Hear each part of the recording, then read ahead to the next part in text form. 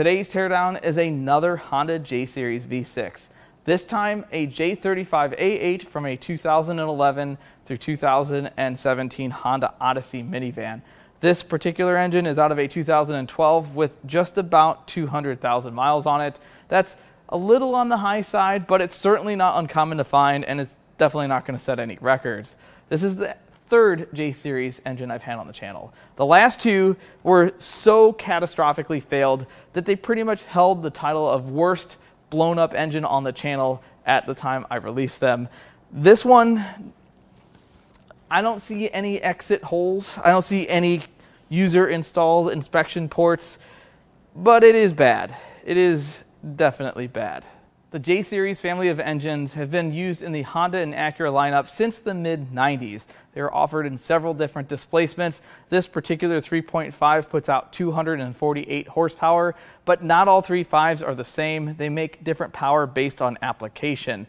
Some of these engines can run forever. As long as you keep a belt on them, you keep them full of oil, you won't have any trouble. And then there are the engines with something called variable cylinder management. And if you own one of these vehicles with VCM, I suggest two things. One, you check your oil as much as you possibly can, which I think everyone should, no matter what kind of vehicle you have. And number two, that you go out and buy a product called a VCM muzzler, which essentially doesn't allow the conditions to be right for the ECM to turn on the variable displacement function of this engine. If you do those two things, it'll be just as good as any other J-Series. The problem is that most people don't do those things, and then their engine ends up on my stand to be torn down. So speaking of, let's get started. Normally, the first thing I would do is pull the spark plugs, but I want to see if it has compression. So I'm going to leave the plugs in it, and we're going to turn it over.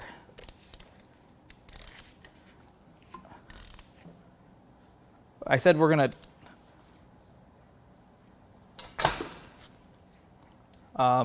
okay, we'll go the other way. Ooh, there's some loose stuff in there. Oh, there we go. I think I should stop. Let's pull the plugs. I don't want to, nope, we're going to pull the plugs. Well, I do have two coils to remove.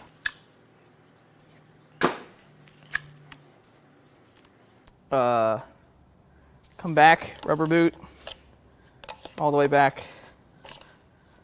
Oh, no.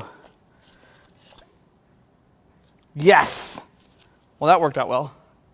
Before I get started, one thing I want to point out is that a common place these engines leak oil are these tube seals, and the actual valve cover distorts around the tube seals so that you can't seal it. This one's actually broken right here, but that's what makes these valve covers pretty hard to find. They're pretty expensive used.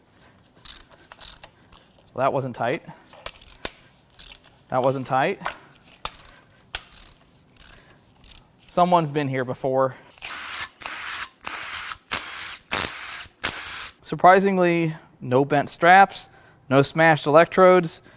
These two plugs had a bunch of oil in their plug well, and they ran past the plug when I pulled them out. So that's fresh oil. But the rear bank looks like there's definitely been chewing on some oil. They're all the same plug. They all look like the right plug. It's pretty typical for one of these engines. Well, it's pretty hard to see in there. But while I don't see any metal or any damage, the valves are at different heights, and that could be a problem. It looks all right. Oh, there's a stud in the way. Nothing terrible yet. I can't really see anything too terrible. I wonder why this thing feels so crunchy. Next, we're going to peel off the front valve cover.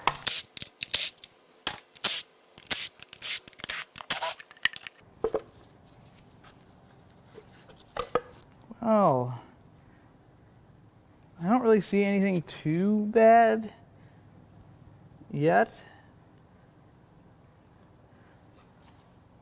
Certainly looks better than the last J35 I tore down. So nothing is really jumping out at me. I don't see anything broken, no piles of metal in here. Now, in the last J Series video, several of you were quick to point out why one head will look worse than the other as far as varnish is concerned, and that is because of the design of the crankcase ventilation system. So this amount of varnish may not exist on the other bank just because of how the system works. Now, as we look a little closer, we'll find a problem. That should not exist. That valve is bent. But why is that valve bent and maybe the one next to it not? These are questions we must answer. Now onto the rear cover. Blue. I do want to be careful with this one because the valve cover looks to be in pretty good shape. It might actually have some value.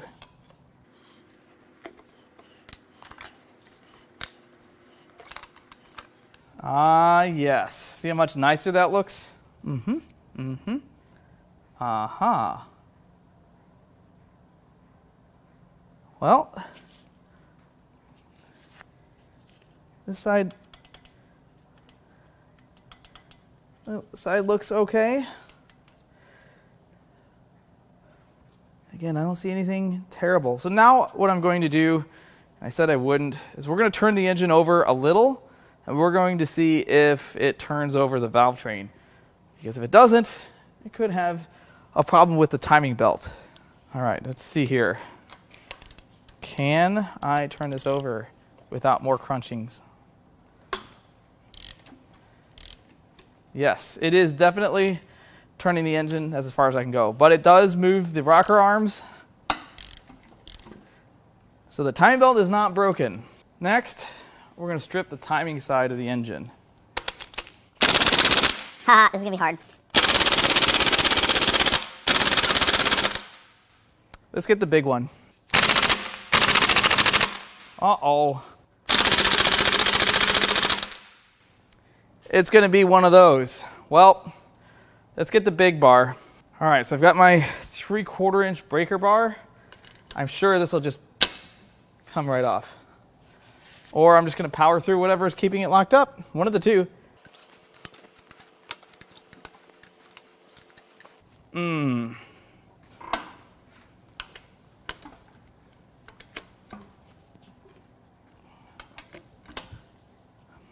It's going to be like that. All righty then. All right, I found a bad spot. Nope. Okay. Okay.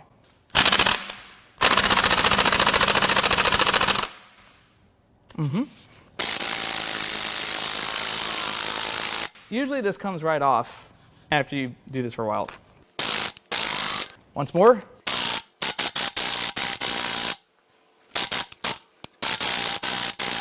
It's going to be like that. Okay. Okay. Okay. Well, I had to do a little engineering. I found a cross member in the scrap bin, drilled a hole in it so I could bolt it to, looks like an oil pan belt housing hole. And then I have one bolt in the flywheel, in the crankshaft from the flywheel. We're going to see if that can hold it, and it's just my first attempt. Oh, I hope this works.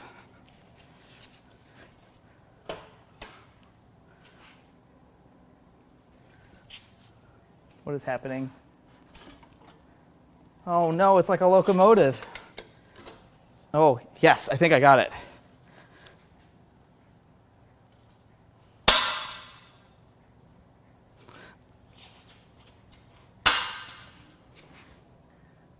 Bad stuff is happening over there, but it's fine.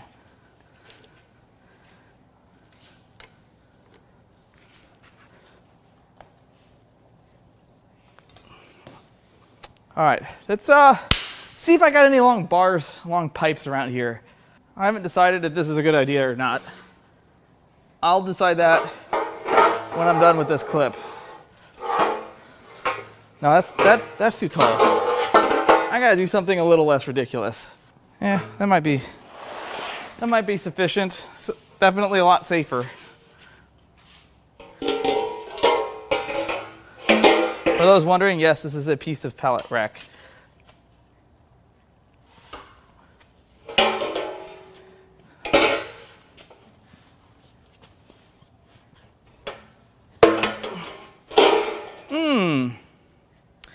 This is starting to give me Land Cruiser vibes, just a little.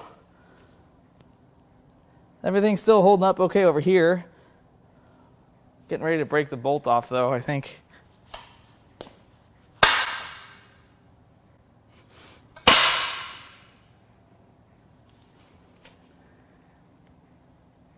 It's doing some bad stuff back there.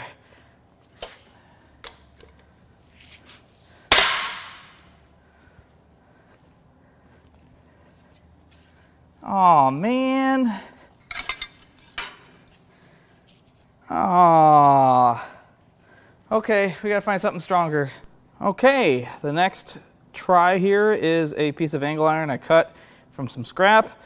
We're gonna see if that works. It's surely stronger than the last time.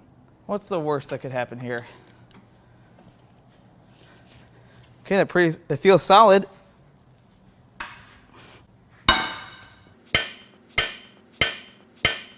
Yeah. Yes. No loader needed today.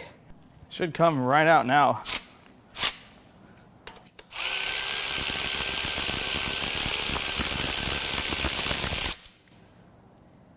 That was tight. That was really tight. Will you come off? Yes. Perfect. Now we're going to strip some stuff off the front of the engine before we get the timing covers off. Oh, that's going to stay there until the covers come off. Now we're finally ready to peel the timing covers off.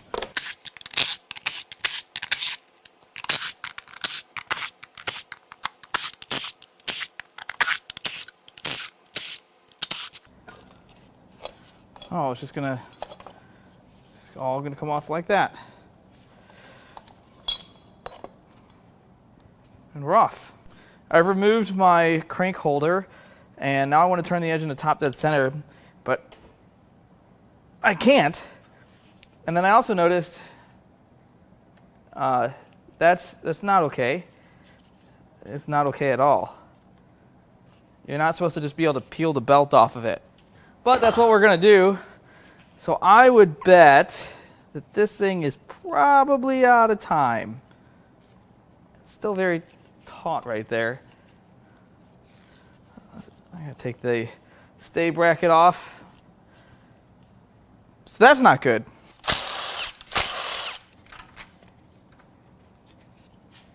Well, the belt doesn't look...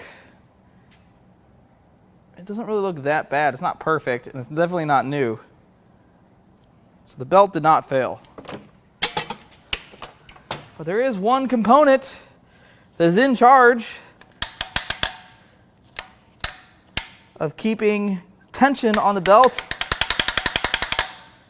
And it is no longer, it's clocked out. It's a timing joke. Sorry. There's also a whole bunch of goo here that I touched for no real good reason. And the only real place that could come from is this tensioner. So I would bet that this tensioner killed this engine. We'll see. We'll see. Let's get the tensioner off, and we'll assess. Yeah, that's bad. So that is not supposed to look like that. That is supposed to protrude and keep tension on the belt by pushing on that tensioner idler. So the hydraulic tensioner failed, and in my experience, these don't just work perfect and then they stop working. They typically make a ton of racket for a ton of time to let you know, hey, I'm broken, and then eventually they'll do something like this. Next, I'm going to spend a minute and remove the rails and injectors and then the lower intake manifolds.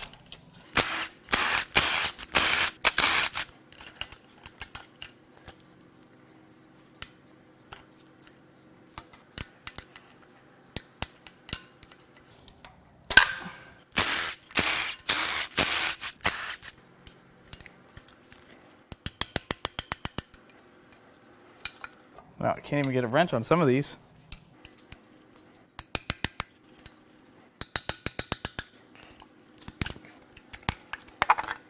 There's one. Now I can get to the rest of these quite easy.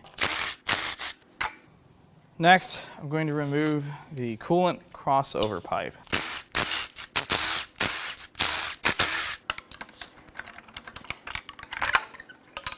There we are. That was easy. Okay, time to peel the front head off.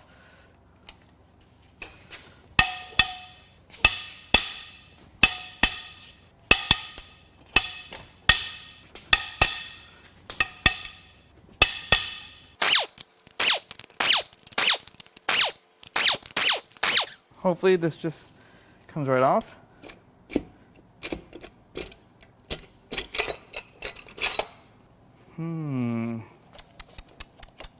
Every single piston has some sort of damage. Will you let go? Yeah, not great. We got to do our test though. Let's see. Okay, all three of those passed. Well, here are some of the marks on the pistons. Pretty deep grooves. I don't think this was a super high RPM failure. I mean, once the valves hit and bend, it pretty much loses power. The cylinder head is like a bent valve display holder. It's bad. And, you know, I could have done some of this, trying to turn this engine over, but I guarantee you this thing had at least a few bent valves per head before I even touched it. Because if I tried to turn it over, imagine what they did to get all of the torque converter bolts out. Time for the other side.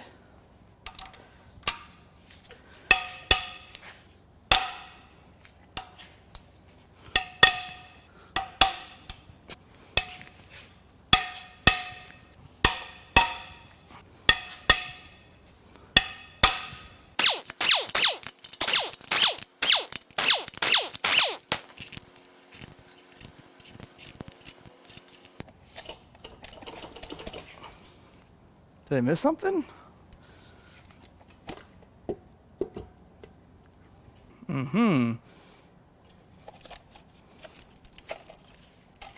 Well, this has quite a bit of some rust and carbon in there. Top of every cylinder on this side. Ooh. And you can see more dings and pistons from the valves making contact. That one looks like all four. I bet you every valve is bent in this engine.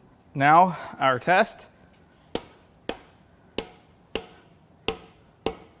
Turns out rods are stronger than valves. So it looks like every single intake valve is bent in this engine.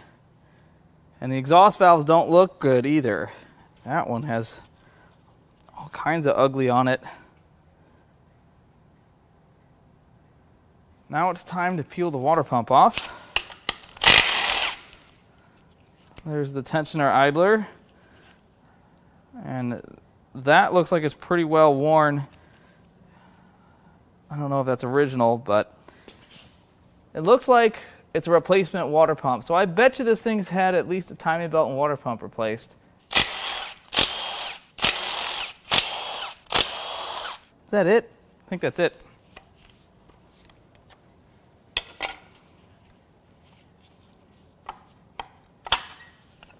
There's water pump. Oh, that thing looks nice.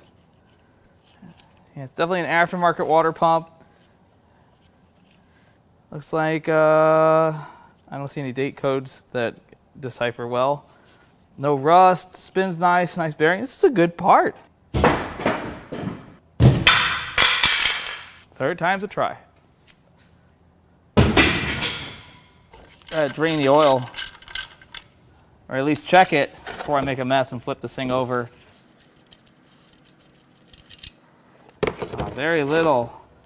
It's actually drained. Yeah, there's a little bit more in there. It's not much, just some residual. I don't see any sparkles. All right, now we're going to roll this thing over, empty its contents.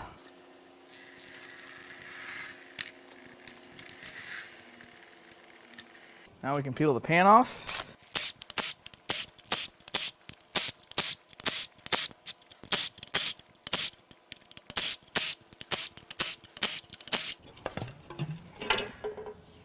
That was nice and easy.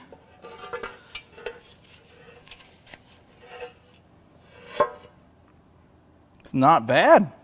Well, the pan looks pretty clean. There's not a whole lot of sludge. I don't see any metal. There's no plastic. Looks good. Pickup screen is clean. Now for the windage tray. This is the nicest J-Series windage tray we've had on the channel.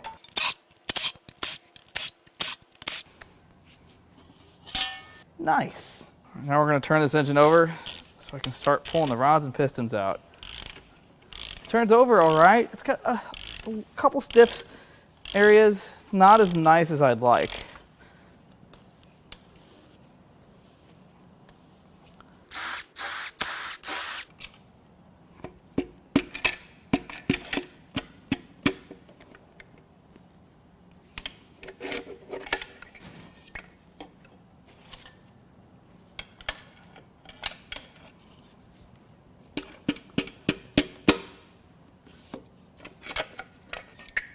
Now the next two.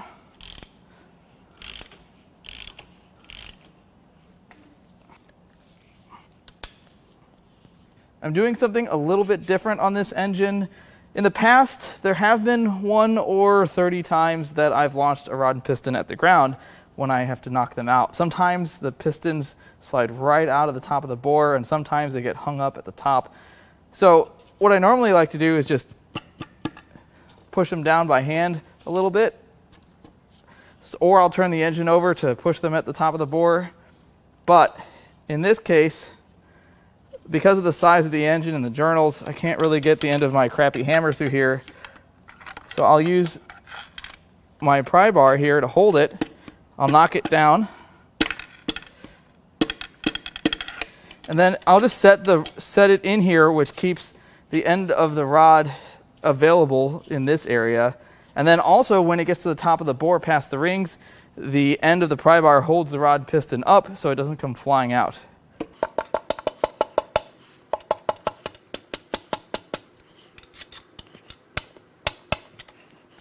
This one's really stuck here. I'm not really quite sure what it's hung up on. And that first compression ring might be some damage that I'm not seeing. Let's get something with a little more power. So I'm going to use my breast drift carefully. I understand it may mar up the rod. It's okay. Well, I've made it past the first ring. So let's try. Yeah. See, it can't come out with this. And then now I can pull this out. Oh. Oh.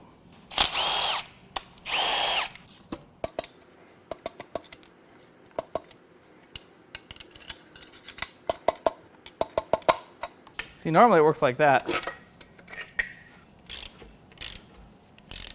Turns over much nicer now.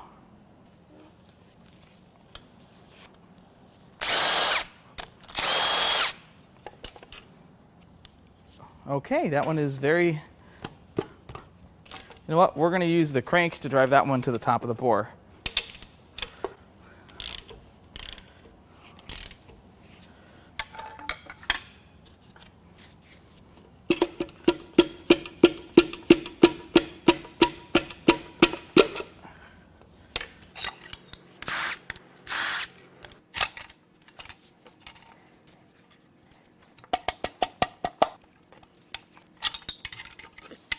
The rod bearings have some wear, but there's no damage. They all look pretty good. All of the rods look good. Nothing's bent. Not that we expected that to be the case, but everything does look good. Now the pistons are another story. All of these have their fair share of dings from making contact with valves. Every single one. None of them have survived without damage. But what's also interesting is that the cylinders that get deactivated are 1 3, and 5, and which is the rear bank. 2, 4, and 6 do not get deactivated. So let's take a look at the rings. That one gets deactivated, and look at the top ring there. That does not get deactivated. That one gets deactivated. It does not get deactivated. Deactivated. Not deactivated. So it seems to me, just on a glance, that the cylinders that don't get deactivated, the top compression ring is pretty freed up. Now there's still a lot of carbon around the ring lands, but the cylinders, like cylinder 1 here, that ring is only free on one side. The rest of it is stuck in the ring land, and that could be part of the problem. I know these things are notorious for burning oil in the rear bank, and they get new rings. That's what fixes them. I mean, it doesn't fix them, it repairs them. Next, we're going to remove the oil filter housing and then the oil pump.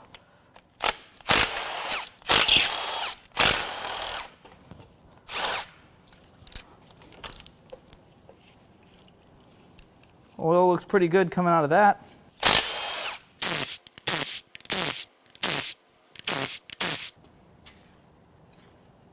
I think I got them all.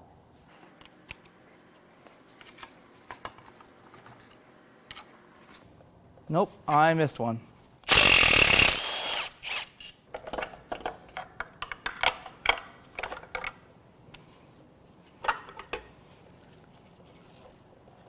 Oil pump looks good.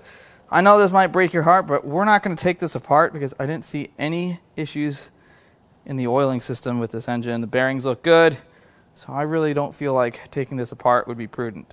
All right, next we're going to attack the main caps, but I also have to remove this bracket.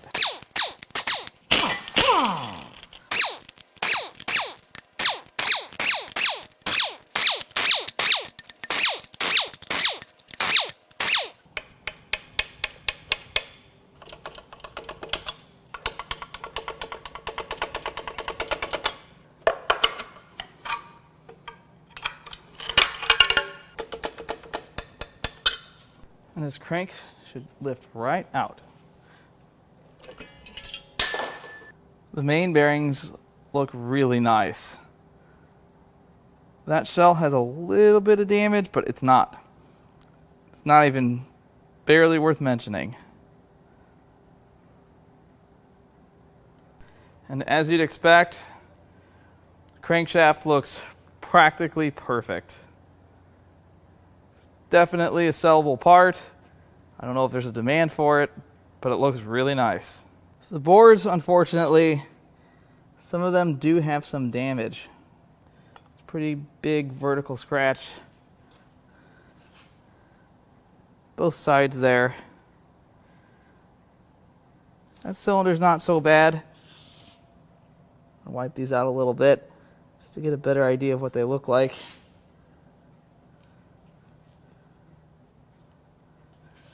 Front bank looks pretty good. Little bit of glazing right there. I think this is definitely a reusable block. I don't know what it's going to take to get that one scratch out of that one cylinder. This is what's responsible for what was likely a very hefty repair bill. And the sad part is, this is part of the aftermarket kit when someone did a water pump and timing belt. My personal experience, my personal opinion, there's no way I would use an aftermarket timing belt tensioner on one of these Hondas ever. A factory tensioner is $100, $120 online. There's no reason to use one of these. There's no reason to possibly risk your engine over using the aftermarket tensioner. Clearly this one failed. There's not an external source that causes this to fail. These are just inferior parts. Now the rest of the timing kit I don't have any problem with, but the tensioner, go OEM. What? You thought we were done? No, we still have to pull the heads apart. If I can remember how these come apart.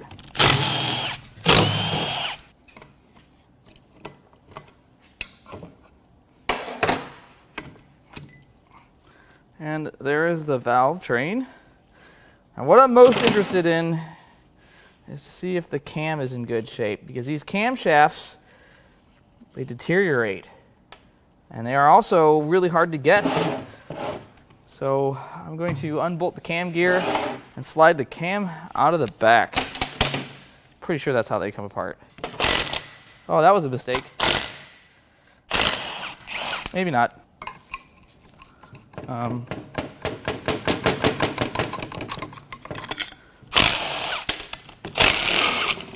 Do they go this way? I don't know which way they go.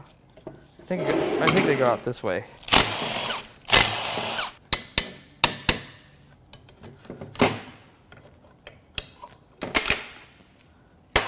Okay. I must be careful.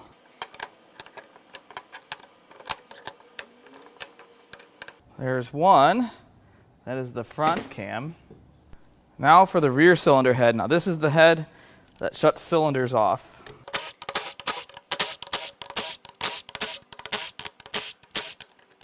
I think this just pops up here. Yes.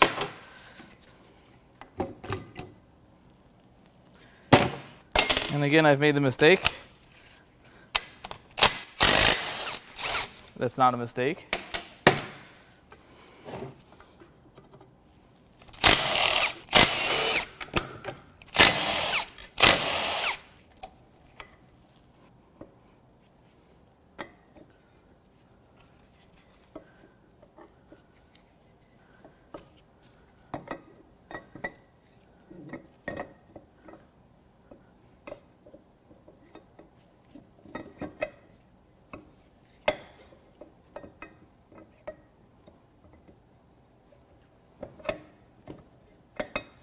Well, these cams look good.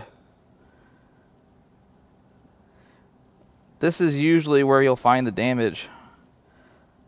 And I don't see any signs of that at all on either of these cams. And you lobe to see it. The last thing I'd like to do to get a better visual of the damage to this engine is to remove the valves from the cylinder heads. Now there's a lot of different ways to remove them. There's spring compressors that go around the cylinder head. There's compressors that go from the top. And then there's the way that we're going to do it. The hammer, an extension, a socket, and safety glasses.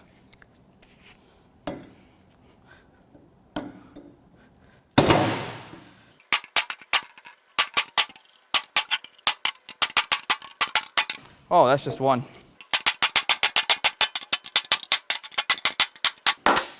After a long, hard day at work, nothing is better than beating a cylinder head with a hammer. So now we get to push the valves out, maybe. Hey, we got one out. Oh, that one's a little bit bent. Looks like I still need the hammer.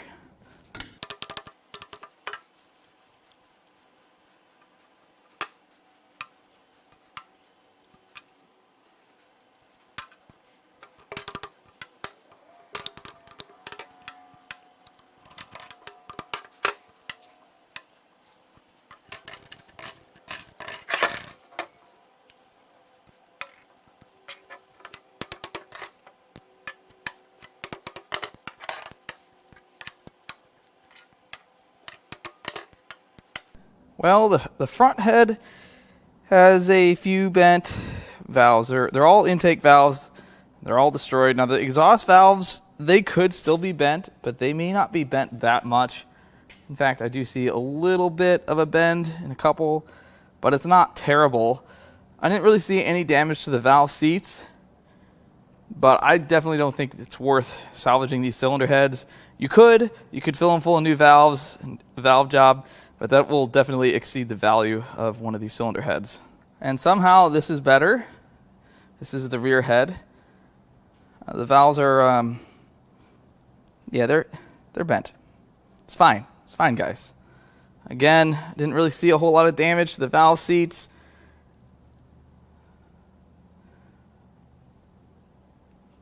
Pretty bad. There are a couple lessons to be learned from this video. Number one, when your car starts making some weird noise that it hasn't made before, don't keep driving it. Don't turn the radio up.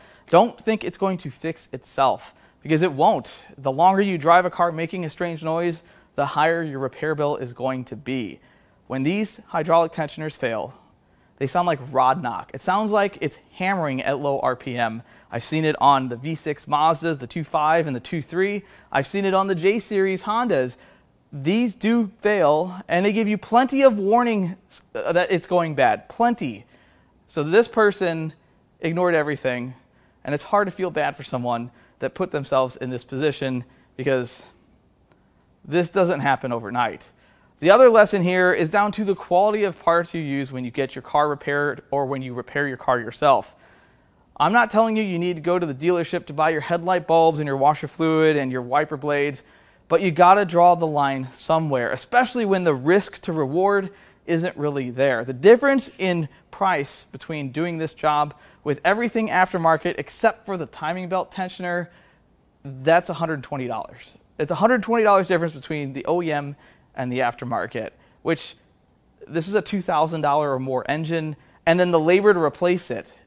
I think that's a pretty clear decision. So I would definitely recommend sticking with OEM chain and belt tensioners. The aftermarket stuff is just, I don't want to sound bad here, it's just not as good. It doesn't last as long. I really hope you enjoyed this teardown. If you'd like to buy any parts out of this J35 or anything else I've torn down, or if you want to buy parts out of the best generation of Honda Civic ever made, and I will fight you on it, you can email us at importapartsales@gmail.com, or you can go to importapart.com and peruse our inventory. I've been uploading our parts cards every single week. As always, I love all the comments, all the feedback, and even the criticism. I love it all, and I'll catch you on the next one.